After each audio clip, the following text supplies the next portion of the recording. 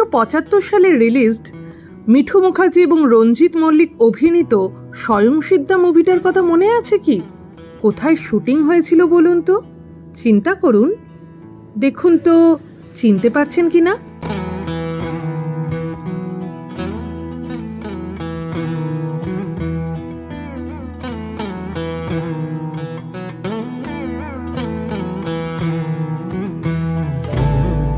Mahatma Gandhi road metro station gate number 2 এর থেকে marble palace শুধুমাত্র 160 মিটার দূরত্বে।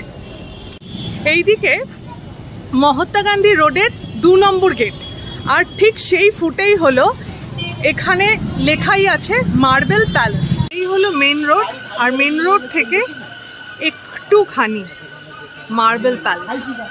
আমি দাঁড়িয়ে রয়েছি উত্তর কলকাতার সব অনেক পুরনো 1835 সালে নির্মিত এমন একটি স্থাপত্যের সামনে। স্থাপত্যই বলবো, রাজমহল তো অবশ্যই, কিন্তু 1835 সালে স্থাপত্য ছাড়া আর কি বলবো। তবে হ্যাঁ, এখানে কিন্তু রাজা রাজেন্দ্র মল্লিকের বাড়ির লোকজন এখনও বসবাস করেন এক একটা পোর্শনে, সেই জন্য ভেতরে অনেকটা রেস্ট্রিকশনস আছে।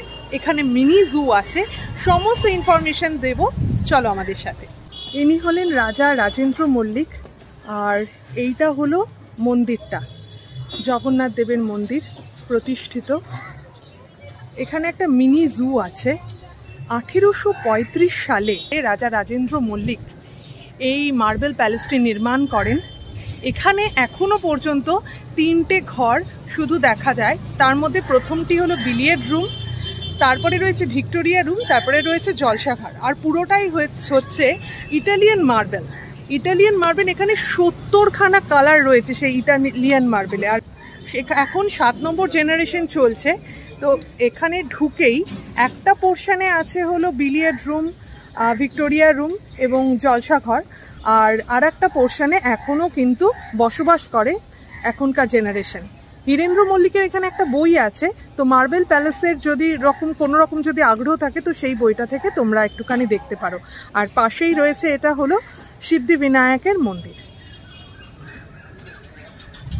হিউজ এরিয়া, আর এত বড় একটা জায়গা, এত সুন্দর করে ওরা মেনটেন করেছে, প্রচুর লোক এখানে।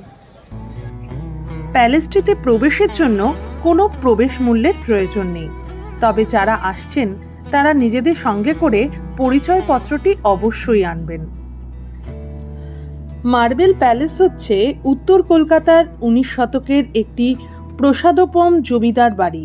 এটি 46 মুক্তারাম বাবু স্ট্রিট, কলকাতা 7,07,000-এ অবস্থিত। এটি কলকাতার অন্যতম সেরা সংরক্ষিত এবং মার্জিত বাড়ি। ম্যানশনটি মার্বেল প্রাচীর, মেঝে এবং ভাস্কর্যগুলির জন্য বিখ্যাত, সেই জন্যই এর নাম মার্বেল প্যালেস হয়েছে। মার্বেল প্যালেসে অনেক পশ্চিমা ভাস্কর্য, ভিক্টোরিয়ান আসবাবের টুকরো, ইউরোপীয় এবং ভারতীয় শিল্পীদের আঁকা চিত্রকর্ম এবং অন্যান্য নিদর্শন রয়েছে। আলংকারিক জিনিসগুলির মধ্যে বড় ঝাড়বাতি, ঘড়ি, ভূমি থেকে সিলিং পর্যন্ত আয়না, কলস এবং রাজকীয় বাসগুলি অন্তর্ভুক্ত। রাজা রাজেন্দ্র মল্লিক ছিলেন নীলমণি মল্লিকের দত্তক পুত্র, যিনি একটি জগন্নাথ মন্দির তৈরি করেছিলেন যা মার্বেল প্রাসাদটির পূর্বাভাস দেয়, এবং এখনও এটি প্রাঙ্গণে অবস্থিত। তবে এটি কেবল পরিবারের সদস্যের জন্যই প্রবেশযোগ্য। মিনি জুয়ের বাগান থেকে এই জগন্নাথ মন্দিরটি স্পষ্ট দেখা যায়, আর এই বাগানের মধ্যেই রয়েছে একটি বুদ্ধ মূর্তি, যা শান্তির প্রতীক হিসেবেই চিহ্নিত হয়, এবং বাগানটা সুদূর বিস্তৃত। মিনি জুয়ে বিভিন্ন রকম পাখি রয়েছে, একপাল হরিণেরও দেখা মেলে, আর এখানে রয়েছে বার্কিং ডিয়ার।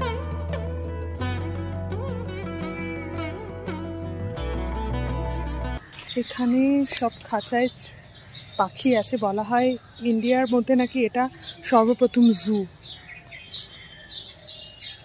খুব সুন্দর, এত ব্যস্ততম জায়গায় এত সুন্দর একটা পরিবেশ সত্যি ভাবা যায় না। এই পর্যন্তই যাওয়া যায়। এখানে ভারতীয় বাঁদর আছে, মিনি জু, প্রচুর পাখি আছে, আর এমনি পাখি, ছাড়া পাখিও প্রচুর, চারিদিকে আওয়াজ পাখিদের। ভীষণ সুন্দর জায়গাটা,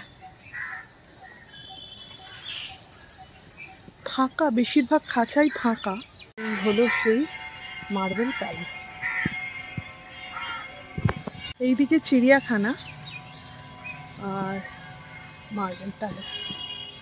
কি সুন্দর, এখানে মধ্যে মধ্যে এরকম মূর্তি আছে, আর কি সুন্দর দেখা যাচ্ছে। এত কোলাহলের মধ্যে এত শান্ত একটা জায়গা। প্যালেসটির প্রবেশদ্বার দিয়ে ঢুকে বাঁদিকে গেলেই রাজা রাজেন্দ্র মল্লিকের একটি মূর্তি এবং তার পেছনেই জগন্নাথ দেবের মন্দির। সেই মন্দিরে সাধারণের জন্য প্রবেশ নিষিদ্ধ। মন্দিরের পাশেই রয়েছে একটি পুকুর, যেখানে বিশাল বড় বড় রাজহাঁস আছে।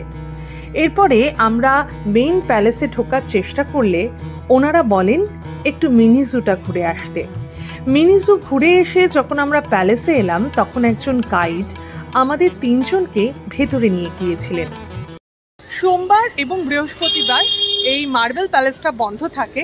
সকাল 10টা থেকে বিকেল 4টে পর্যন্ত মার্বেল প্যালেস খোলা থাকে। এত সুন্দর, এত কোলাহলের মধ্যে এত সুন্দর একটা জায়গা, মানে ঘুরে দেখার জন্য ভীষণ ভালো।